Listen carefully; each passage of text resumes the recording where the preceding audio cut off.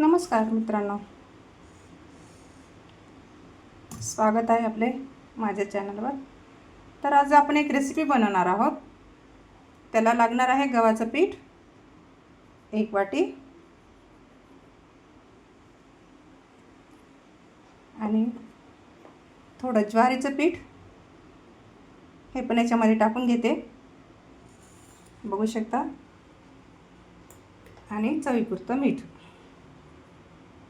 आता पाणी टाकून आपल्याला छान मिक्स करून घ्यायचं आहे, जेणेकरून गुठळी बनली नाही पाहिजे, गाठी बनल्या नाही पाहिजे, बघू शकता। तर लागलं तर आपण थोडं पाणी पुन्हा टाकू आणि छान मिक्स करून घेऊया। तुम्ही कशा पद्धतीने बनवता ही रेसिपी नक्कीच मला कमेंट्समध्ये सांगायला विसरू नका।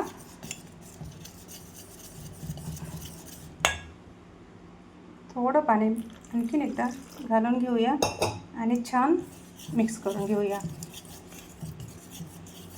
जेणेकरून जास्त पातळ आणि घट्टसर पण नाही राहिलं पाहिजे। आपण जी रेसिपी बनवत आहोत ते छान आली पाहिजे।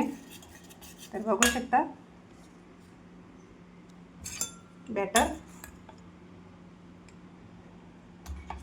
अशा पद्धतीने मी बनवलं आहे।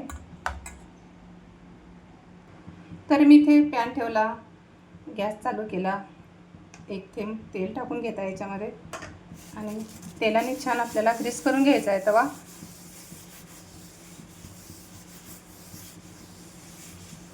नॉनस्टिक तवा आहे माझ्याकडे, तर बघू शकता तवा आपला छान गरम झाल्यानंतर आपल्याला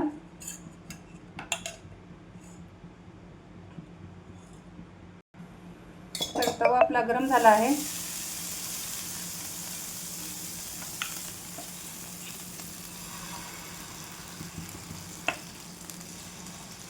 पळीच्या साहाय्याने आपल्याला छान गोल गोल फिरवायचं, तुम्हाला जशी जमेल तशी। बरं का, आमच्याकडे आम्ही नेहमीच बनवत असतो। तर बघू शकता मी थोडं तेल टाकते साईडने आणि थोडं झाकण ठेवते। तर झाकण काढून बघते, आता आपल्याला बघू शकता दोन्ही साईडने पण तुम्हाला भाजायचं असेल तर दोन्ही साईडने तुम्ही भाजू शकता, बघू शकता किती छान झाला आहे बघा। आता काढून घेऊया आपण।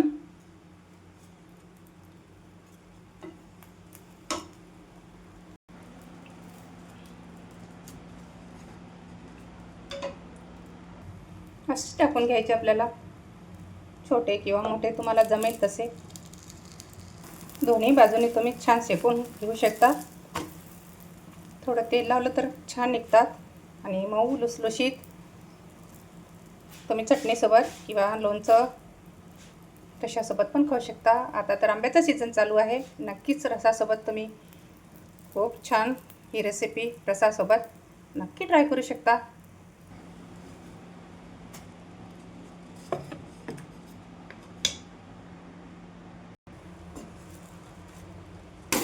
तुम्ही कशा पद्धतीने बनवता घावना रेसिपी बघा, किती छान जाळी धरली आहे, सॉफ्ट एकदम। आपल्याला छान फिरवून आणि छान भाजून घ्यायचं आहे खालून आणि दोन्ही साईडने, बघू शकता। तुम्हाला हाताने जमत नसेल तर तुम्ही अशा पद्धतीने पण करू शकता।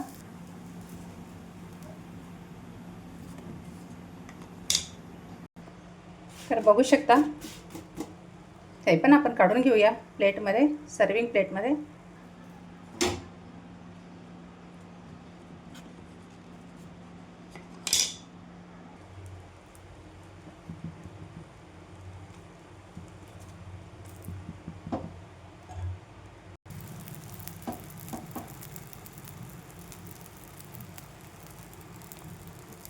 तुम्ही दोन्ही बाजूने भाजू शकता किंवा नाही भाजलं तरी चालेल, काही हरकत नाही.